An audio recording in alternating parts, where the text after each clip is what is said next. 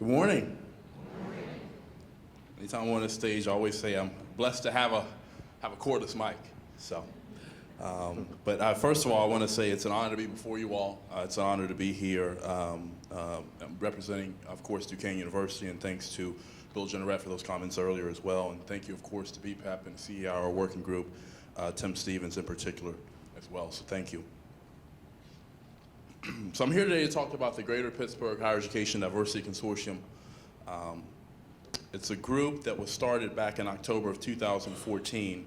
Well, and here's the mission statement. So the mission statement, more or less, is of the Greater Pittsburgh Higher Education Diversity Consortium is dedicated to guiding and facilitating transformative change to promote diversity, equity, and inclusion in support of academic excellence. So we'll go through the history of it here shortly and how it came about. But like I said before, since October of 2014, this group has been around. And one of the things about the group, when we first started, if anybody knows me, they know we're really passionate about relationships. And one of the things we saw was that by going around this city, I wasn't going to hide anywhere, being 7 foot tall. But one of the things we realized is that there were some really special people included in D&I work around the city. And what we'd also realized at the time of me coming in 4 years ago, it had been about 3.5 years that they were last officially convened together. So we thought it was a perfect opportunity. Myself and Chernell Smith, who's in the back, if she could stand to be acknowledged, she is also the co-founder of the organization as well. And Chernell is tremendous and works at CMU. But what we thought is it was therapeutic in nature, of course, to get people in D&I together.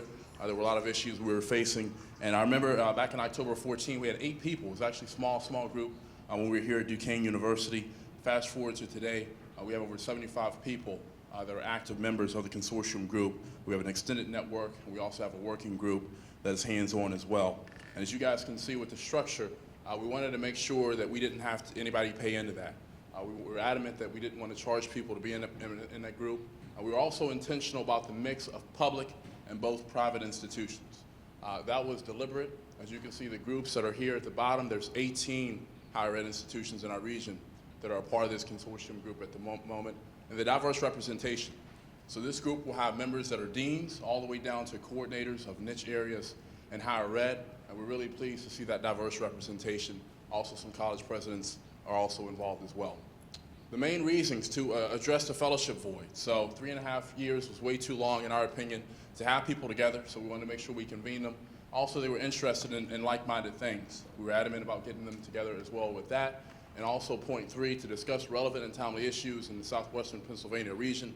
We quickly noted that we did not have a convening body, more or less, that could really get together in a timely fashion to get together and talk about those issues. And of course, to impact professional and student development areas of note, we saw a lot of representatives and a lot of corporations, quite frankly, that were outside of our region who came in and were aggressively pursuing our students. And we thought that the students we had at these institutions that you see here below, we were adamant about making sure they were here in our region. We wanted to make sure that we kept them here as well. So the current agenda for the consortium group is collaboration, support, inclusion, best practices. We routinely get calls from as far away as Temple and Drexel, and it's always nice to get those calls from that side of the state that are coming to this side saying we want to be involved and we want to know how we can be included in some of the work you all are doing as well. The attention and retention of higher education students, Allegheny Conference, most recently we met with them about 2 months ago. Had a great meeting with them to let them know what we were as a consortium group, to let them know we were kind of small at this point, but that we were also trying to make sure that we upped our efforts as far as intentionality. And the regional workforce development, point 3, was extremely critical as well. The companies we all know, many which are synonymous in the region, have been tremendous, but also being a small operation, we wanted to make sure we were mindful about how we were going to build those capacities. So to date, the ones that are listed here have stepped up in a really fine fashion and are supporting us financially, and are also saying we can support you with the space and the talent that you need for the development. So the development of students in particular, point 4, is really our bread and butter, if I could say, on behalf of the consortium group. We have a fall professional development conference that's actually going to be in this same room on November the 29th, and that's going to be followed up with the student development conference on the 30th, the next night from 5 to 8 p.m. at CMU. We also have more additional information on that as well. The last slide we have, before we answer any questions quickly, is the shared inclusion and equity agenda for the impact as well. And point 2 which is critical for us, are the collaborations that we have. So we've identified over 20 today that, as I stand here, that we've officially talked to in some shape or form. But these 4 really come to mind when I sit here and represent the consortium group. So Vibrant Pittsburgh and the outstanding relationship we have with Melanie and her organization. We're actually, at the moment, working on a mentor initiative where there are 60 professionals in our region that we're going to try to connect with our professional consortium group as a whole. Pittsburgh Council for Higher Education, under the leadership of Karina Chavez, we've done a lot of work with them as well in their organization. And the Pennsylvania State System of Higher Education, just this last year, we were included in the summit that they had at IUP to present on our consortium and ways that we could partner with their group as well in the Pennsylvania Department of Education, in particular their office in post-secondary and higher education.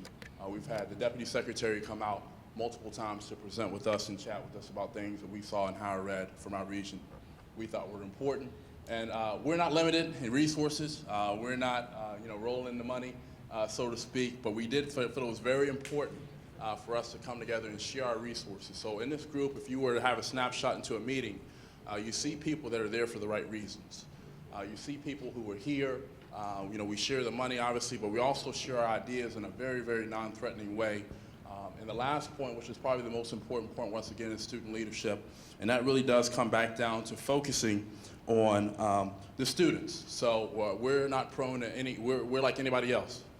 We have, agendas sometimes creep in the room, but at the end of the day, I think we do a phenomenal job of refocusing back on the students that we proudly serve. So if you look at all the students that we send off on our way and how many stay in the region, we desperately and aggressively want to help to ensure that more students stay in our region, and we're going to make sure we do that as well. So that concludes my section.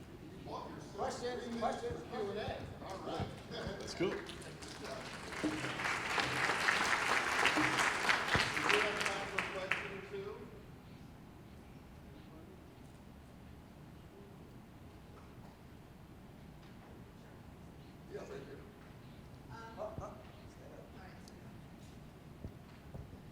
I'm Jane Schweitzer. I'm here with No One Left Behind. I work with a group of veterans that are currently, they're immigrants from Afghanistan and Iraq, okay?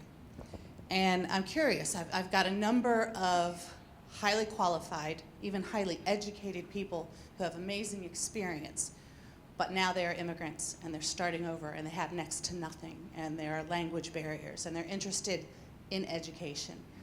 And I'm listening to what you're saying and thinking about how I can engage them or possibly get them into this to help them get rooted here and diversify.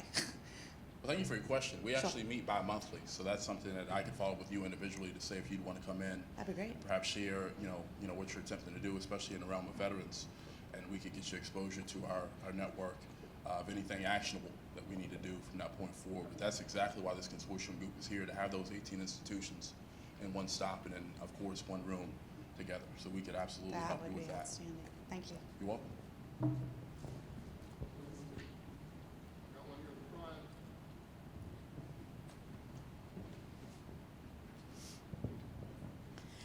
Jeffrie, I too am very interested in chatting with you.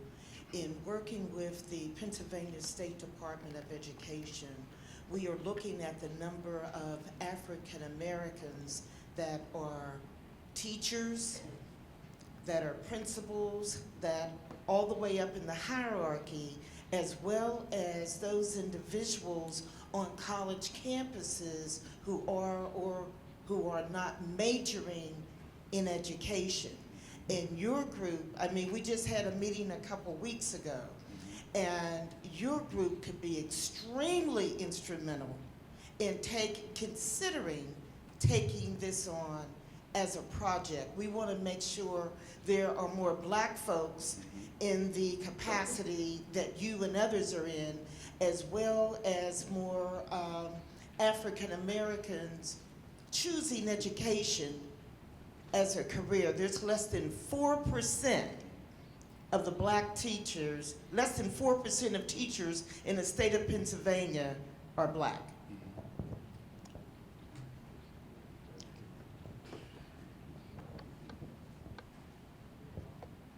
No, I mean, we'd be highly interested too. I think we've done our homework, especially being in higher ed. We understand that not every student that, you know, of course, of color who graduates is going to go, you know, straight into a supreme job. You know, so we know that they might go into hands-on trades and those kind of things as well. But our consortium group has been here. The issue has been, it's been relatively low-key. So now that we have it, and you have, you know, extra 70+ people that are committed, many of which we know we've collectively worked with, we'd love to partner with you and of course sit down and look at ways to strategize that in action items. And to be clear, last point is our agenda has been when we have partnerships to look at a 3 or 4 year model. We have not said this is a one-time thing that we want to do. We've had a lot of issues, quite frankly, with that in this region as far as saying we want to have something where if it's an annual report with the company and we quarterly have an update, that's the expectation we want. If we don't have that, it's going to be really hard for us to engage in that kind of conversation. So. Thank you. My name's H.P. Jackson. All right, I see the higher education. And it has to start from the beginning because I understand about the 4% of African American teachers. What about the history? What about the structure on the reality of the truth, on how the country was built? And they need to know about themselves because there's a responsibility with the education through the middle schools and the high schools and directed to go ahead and be educated in your field.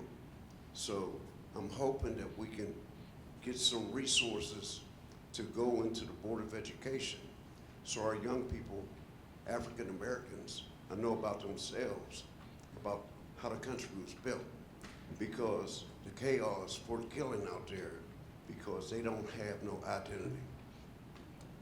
I think your point's well taken, HB, and thanks for your question. And to that point, I would respond that, you know, we've had Mark Lewis, I think, who's here in attendance. He's come in and shared the work he's doing for kids, you know, 0 to 3, and we've also had the Need Foundation come in. So we're also mindful of having the knowledge only come in. We're not saying it's only for higher ed. We say that we need the knowledge, and that's where our extended network of our consortium group has been invited. It's been critical as far as coming in. Now, there's only so much time in a day, and you know, with higher ed, a lot of things are slow moving.